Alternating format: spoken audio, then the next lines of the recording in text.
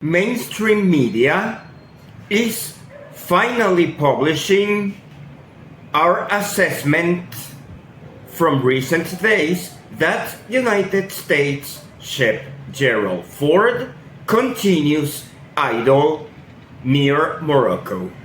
Social media, which is dominated by war-hawkish factions interested in initiating war against Venezuela, are pushing a narrative that actually the aircraft carrier just departed waters west of Morocco and might be traveling southward into the Atlantic towards the coast of Guyana or Suriname for support to naval deployments already in the Caribbean. While Pete Hegseth announced murder of additional fishermen on Pacific Ocean waters. China has deployed a brand new aircraft carrier with electromagnetic propulsion for aircraft to take off, rivaling USS Gerald Ford. While Russia has been extending its missile sales to Iran and further military cooperation with China. The goal is that Iran, China, and Russia would become a unified military front as they count with the strategic alliance of Venezuela, providing the three of them a global relevance rather than regional Eurasian deterrence. All sides are so entrenched in their positions that it could be safe to assume that the fate of United States ship Gerald Ford will determine whether World War III will be launched or averted. For the time being, World War III is being averted as Donald Trump is exerting prudence in not threatening Venezuela's sovereignty. In the last few days, United States bombarders flew close to Paraguay Peninsula to recognize the territory, and the radars were able to communicate with Venezuelan missile systems, pointing directly to those bombarders, which decided to turn back as usual. Russian cooperation with Venezuela is extensive, and Russian warships are already on their way to Venezuela, unlike USS Gerald Ford, which continues idle near Morocco. We would expect Russian and Chinese vessels to enter the Caribbean as time goes by if the United States decides not to withdraw their hostile navy out of Caribbean zone of peace. The risk of United States deploying USS Gerald Ford in the Caribbean is so significant that a simultaneous launch of hundreds of missiles and drones could actually damage or sink it, particularly if Russia provides Oreshnik or Kabir nuclear missiles to Venezuela, which cannot be ruled out as it is already providing extensive transfer of technology to allies such as China and Iran, which in return provide equipment for Russia for continuation of the war in Ukraine. Venezuela would serve as a warehouse of Chinese, Iranian, and Russian military equipment to be held for a future war against the United States. Diplomacy, however, has provided an interesting episode in Santa Marta, Colombia through CELAC meeting of presidents and foreign ministers. Kaja Kallas is the foreign minister of the European Union, and she expressed the position of European countries of not supporting United States militarization in the Caribbean, as sovereignty of Caribbean and South American countries must be respected. Presidents Nicolás Maduro, Gustavo Petro, and Prime Minister of Spain, Pedro Sánchez, also expressed similar opinions. President Maduro participated through a letter directed to national representations at CELAC conference, while Foreign Minister Ivan Gil attended in person. This would amount to the first time in recorded history that Foreign Secretary of European Union Kaja Kallas holds a similar position than the Russian Federation, in the sense that Venezuela's sovereignty must be respected. Oddly, today, Kaja Kallas and Vladimir Putin, despite despising each other, are joined together on the defense of Venezuela. We must also take into account that NATO, North Atlantic Treaty Organization, does not support unilateral United States operations in the Caribbean.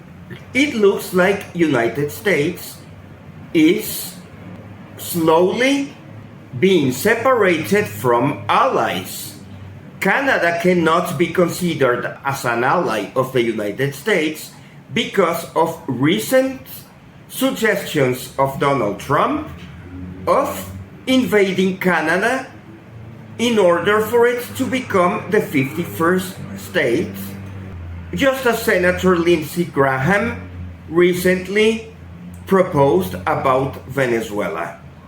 Calls for Latin American and Caribbean Union with support of the Europeans are now expressed in writing, while the OAS, Organization of American States, Summit of the Americas has been cancelled.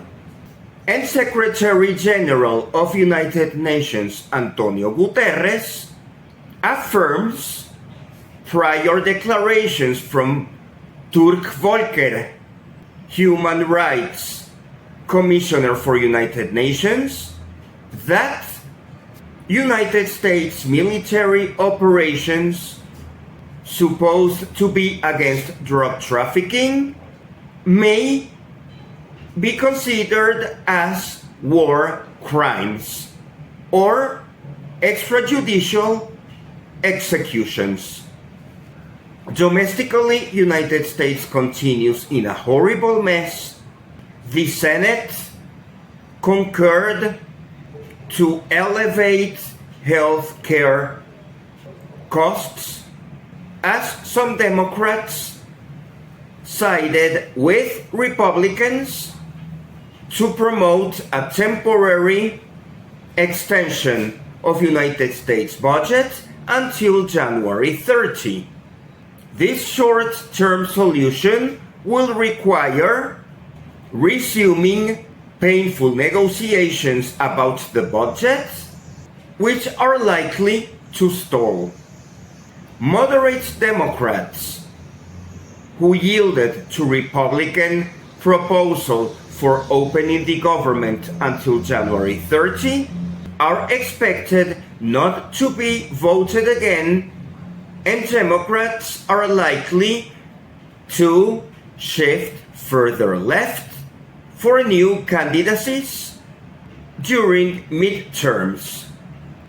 TPS, Treaty of Protection status for Venezuelans, has expired, and most Venezuelans within the United States will be deported back into Venezuela within the next few weeks.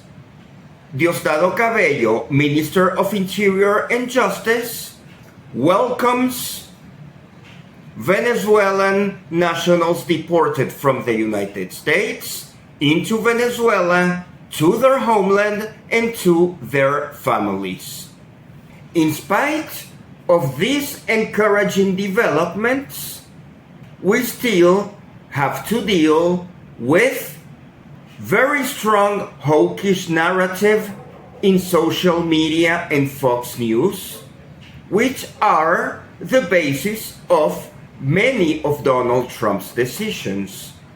Those worm-goers are spending their entire waking time in fabricating narratives conducive to promote a new decision of Donald Trump to redeploy USS Gerald Ford toward the Caribbean Sea, and they are also trying to change the narrative into a regime change operation that would most likely require an additional legal opinion from the Department of Justice, as the legal opinion currently available for United States operations in the Caribbean is limited to the Caribbean Sea on international waters. The worst case scenario, of course, would be if United States ship continues moving toward the Caribbean and some provocation will occur that could entail to aggression into Venezuela, which would be retaliated by Venezuela with massive casualties in both Venezuelan and United States armies, inviting assistance from the Russian military and increased participation of Iranian and Chinese forces, whether by diplomacy or by arms supplies. Venezuelans continue building our defensive strategies, our national unity, and organization in towns, villages, and cities. A deployment of United States ship Gerald Ford in South Atlantic waters near Guyana or Suriname would also raise tensions on the Essequibo dispute, which has been dormant during the last few months, while Trinidad and Tobago remains hostile with plenty of support to United States invaders at odds with the rest of CARICOM countries. Prime Minister of Dominica was also present at the CELAC summit with the European Union, and he spoke to Venezuelan Foreign Minister Ivan Gil.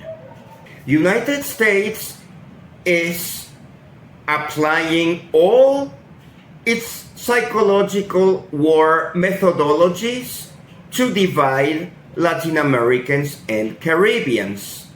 And United States diplomacy is failing. The last resort United States still holds is full aggression into Venezuela, aided by deployment of United States ship Gerald Ford, and the outcome of such operation could be extremely messy, entailing civil casualties across many countries in the Caribbean. As Iranian, Chinese, and Russian forces are already positioned on Venezuelan soil, they would likely ask for urgent refurbishment from their Eurasian home countries. And we would officially be in World War III as conflicts in the Middle East, Gaza, Iran, Israel, Ukraine, Taiwan would all be on the table, as most of these countries have been recently testing weapons and they would like to prove their effectiveness on the battleground. This doom scenario must be averted. Every day passing with confirmed idleness of USS Gerald Ford near Morocco provides the world some hope. Diplomacy is a great tool for solving differences between nations. European Union, Caribbean, South America, Central America, Russia, Iran, China, they are all asking the United States to stop their military operations in the Caribbean, as the drug epidemic must be refocused on decreasing domestic demand and on repelling United States domestic cartels.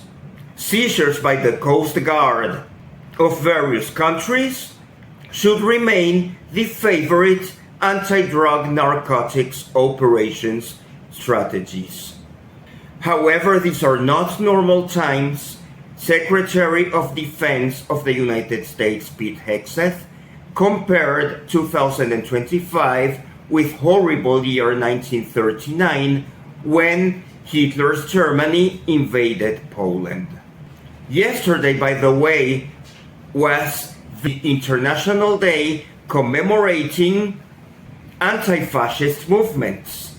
Speaking about fascism and Nazism is relevant today, as Pete Hegseth is speaking as Adolf Hitler's dreams of invading Europe, just as United States dreams of invading Venezuela. In 1939, after Poland's invasion, and Czechoslovakia and Hungary and France were invaded, and a long war extended until 1945, when an alliance between the Soviet Union, China, United Kingdom, United States, France were able to eliminate the axis of Italy, Japan, and Germany. After that time, United Nations were founded. It would be horrible if we lose the United Nations, just as in the late 1930s, the Society of Nations was abolished and we get into a World War III, which could become nuclear. This nuclear theme is so stressful that Sergei Lavrov, Foreign Minister of Russia, extensively spoke about the subject. He requires further information from the United States on how the United States plans to deploy further nuclear tests. He is open for further negotiations, However, the American side remains with contradictory narratives.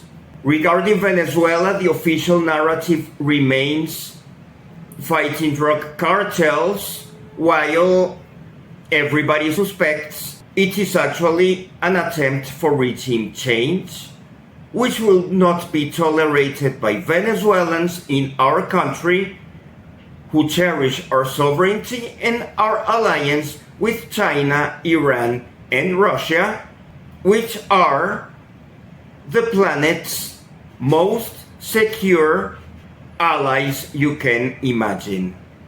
A treatment provided by Russia to Venezuelans is courteous. They often learn Spanish and they genuinely care about Venezuela as a sovereign country with autonomy and independence. Our relationship with the United States used to be dependent on carrots and sticks. In the past, Venezuela was aligned with the United States because we knew nothing else.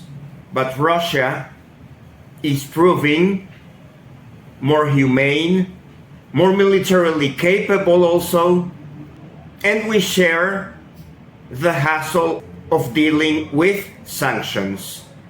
And our petroleum industries are comparable as Russia also produces heavy oil.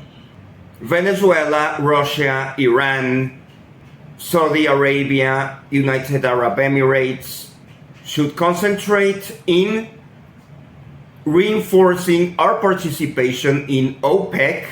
We need to de-dollarize the petroleum trade, and we should use currencies different than the US dollar, like for example the yuan. For Venezuela, de-dollarization is extremely hard as the United States dollar is a dominant currency, and we would probably wait to be admitted into BRICS pending a decision from Brazil so that we could start using the Brazilian real as a reserve currency. Venezuela should strive to increase dealings in Colombian pesos or Grenadian dollars. Any currency nowadays is more stable than the Venezuelan bolivar, as we are still circumventing sanctions and purchasing massive quantities of military equipment. But currencies of our Latin American and Caribbean neighbors are relatively stable, and we should start using such currencies for commerce rather than relying only in the United States dollar. While the Venezuelan bolivar should be positioned as a currency suitable for selected trades in the petroleum industry. De-dollarization is tough. It seems that our safest bet is to start de-dollarization with countries of Asia using Indian rupees, Chinese yuan, Russian ruble, as Venezuela remains resilient and avoid war. These economic issues will come back to the forefront of the table. For the time being, those of us who do not belong to the Venezuelan military are cooperating with the psychological war, as we are extensively searching worldwide public opinion and narratives provided by those who want war, with an emphasis on the movements of United States ship Gerald Ford. If technology were available for Russia and China to place a satellite able to track the location of United States ship Gerald Ford, they should open a website portraying that location 24 hours a day. A similar event happened when, at the end of the year 2000, George W. Bush beat Al Gore on United States presidential elections. Florida was always too close to call. It was called in favor of Al Gore. The next morning, it was called back in favor of George W. Bush. Weeks of recounting initiated, and all the votes from Miami-Dade County were packaged into a Ryder moving truck for a very long drive out of Miami into Tallahassee, capital of the state of Florida. And there was a television channel whose exclusive footage was showing the slow movement of the Ryder truck. Maybe we should do the same thing with the USS Gerald Ford. We should track its location at all times from the Atlantic Ocean. We understand that they might turn off transponders, but Russia and China surely have a technology to know where the USS Gerald Ford is. Because if USS Gerald Ford were actually moved out of the waters west of Morocco and it were coming into Venezuelan waters, Venezuelans would already have been warned. And that has not happened yet. Every day is a beautiful day when we are still alive.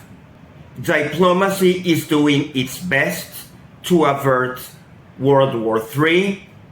However, Donald Trump, Pete Hegseth, and Marco Rubio are neocons, and their entire careers are based in making profits for the industrial military complex. And in such scenario, we might have to resist until United States midterms in November 2026. Hopefully, radical Democrats will take control of the House and the Senate, as moderate Democrats are just as hawkish as Republicans. Venezuelans, however, will be happy to joke with warmongers as they become more desperate by the minute, as United States ship Gerald Ford refuses to move despite anxiety for it to arrive to the Caribbean right now, as there are some people who would love to make this beautiful continent a blood bath.